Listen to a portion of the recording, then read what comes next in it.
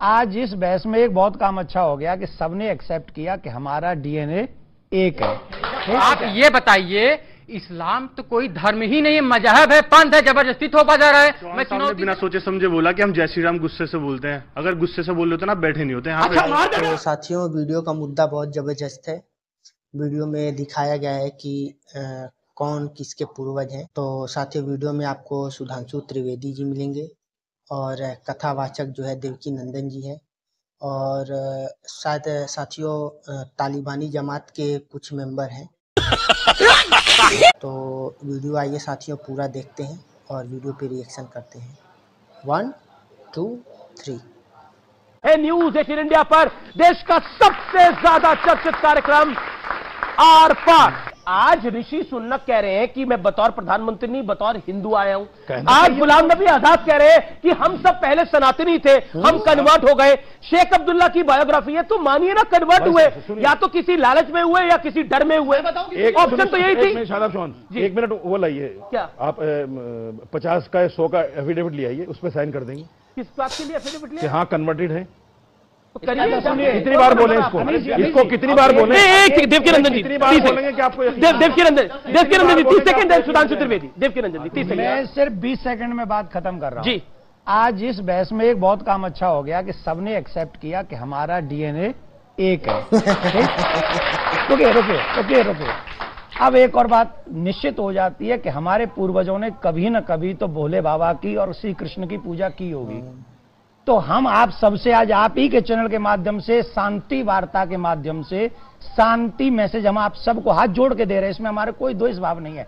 हमारे श्री कृष्ण को, उनकी छवि को औरंगजेब ने कृष्ण मंदिर तुड़वाकर उनकी छवि को जामा मस्जिद की सीढ़ियों में गाड़ दिया है। बस चेक हो जाने दो है कि नहीं है, तो वो हमें दे दीजिए। अगर नहीं है तो उसमें जो नुकसान होगा हम आपको ला कर देंगे, हम देंगे, उसे सीढ़ी बनवाएंगे। बस डीएनए ने कभी न कभी तो उन्होंने भी पूजा की है ना हमारे पूर्वजों। तो मतलब आप कह रहे हैं सब, सुधांशु मैं आपको बता रहा हूं, ओके, आप सब आप कह रहे हैं सब अगर कन्वर्टेड है तो जी।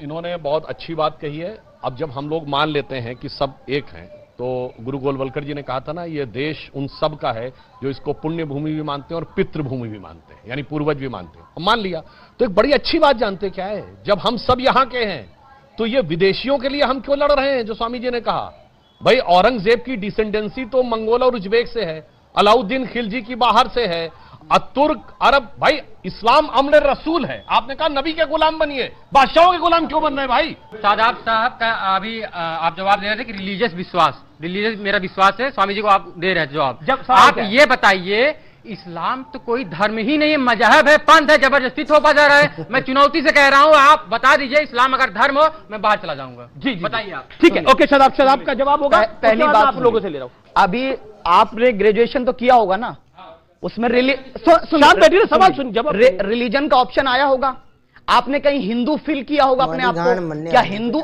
मेरे विद्वान बैठे हैं, सनातन धर्म के विद्वान हैं, सनातन धर्म तो है, लेकिन हिंदू शब्द कब आया?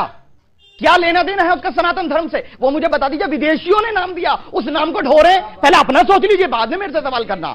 जी, आप बता दीजिए, आप बता दीजिए कहां से आया हिंदू? जी, बृहस्पत आगम में लिखा, हिमालय समारंभ यावत बिंदु सरोवरम तद्देव निर्मितम देशम हिंदुस्तानम प्रचक्षते।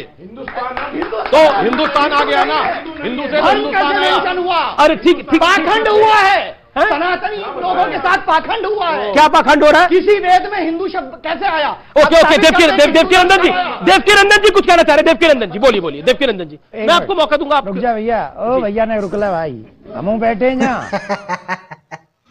कुछ नहीं, एक क्वेश्चन ही है।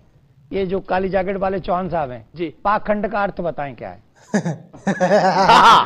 मैं बता रहा हूं, पाखंड का अर्थ वो है जो सनातनियों के साथ हुआ, टैग में हिंदू लिख दिया गया, यही सबसे बड़ा पाखंड है।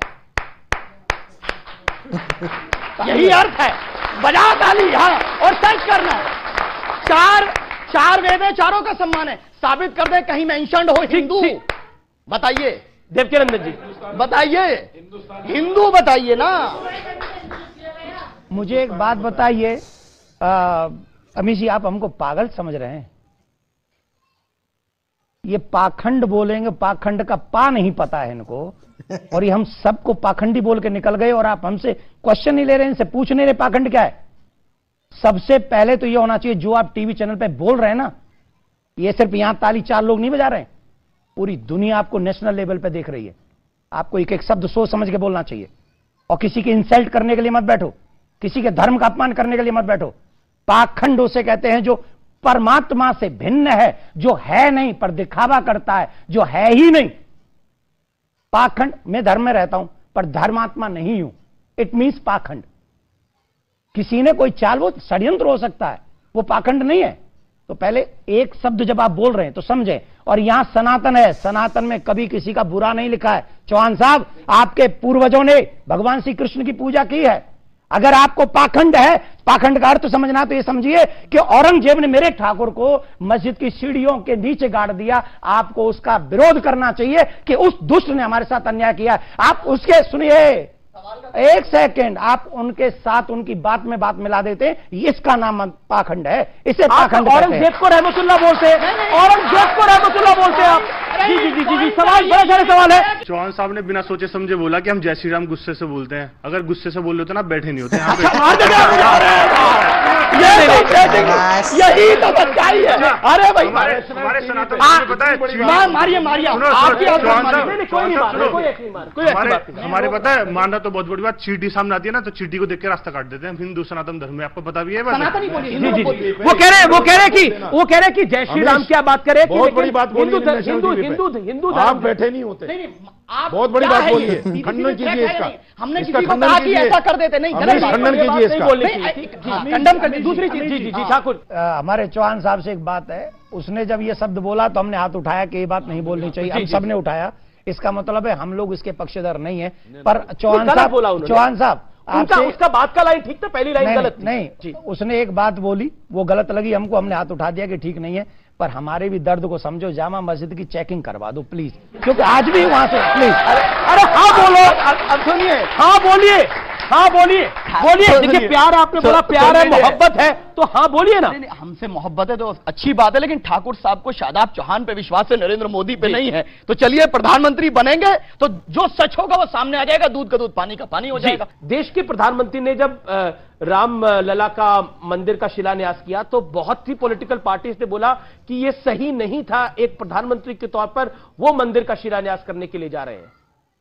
देखिए, मैं थोड़ा सा बात पर कहना चाहता हूं कि भारत में लगभग 98% जो मुस्लिम हैं वो कन्वर्टेड हैं। इसमें तो ये तो सबको पता है, ये कोई नई खबर नहीं है। पत्रकारिता में पढ़ाया जाता है कि समाचार उसे कहते हैं जिसे लोग पहले से न जानते हो। तो ये कोई समाचार नहीं है, ये तो तथ्य है, और इस बात पर किसी को आपत्ति भी नहीं है।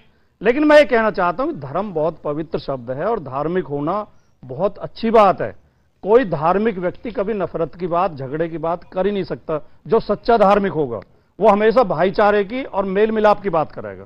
बिल्कुल। कुछ लोग जो राजनीति के लिए धर्म का प्रयोग करते हैं उसमें विवाद पैदा होता है, वहीं से झगड़े पैदा होते हैं। एक दिल की गहराइयों से मेरा सवाल है आपसे, और एक ये नहीं सर, सुधांशु जी, दिल की गहराइयों से मेरा सवाल है, ये स्वामी प्रसाद मौर्य को किस कैटेगरी में डालते हैं जो रामचरितमानस को लेकर इतनी अनर्गल बातें करते हैं? और दिक्कत तब होती है जब आपके नेता उनको प्रमोशन भी दे देते हैं। नहीं अमित जी, आप गलत प्रश्न पूछ रहे हैं। रामचरितमानस, मैंने जब ये विवाद चला था तब भी कहा था, रामचरितमानस एक महाकाव्य है। पूरे भारत के विश्वविद्यालयों में साहित्य की श्रेणी में पढ़ाया जाता है, साहित्य सब्जेक्ट में पढ़ाया जाता है, कहीं धर्म ग्रंथ में नहीं पढ़ाया जाता। नंबर एक बात। दूसरे, रामचरितमानस लिखी गई है रामायण को आधार बना के।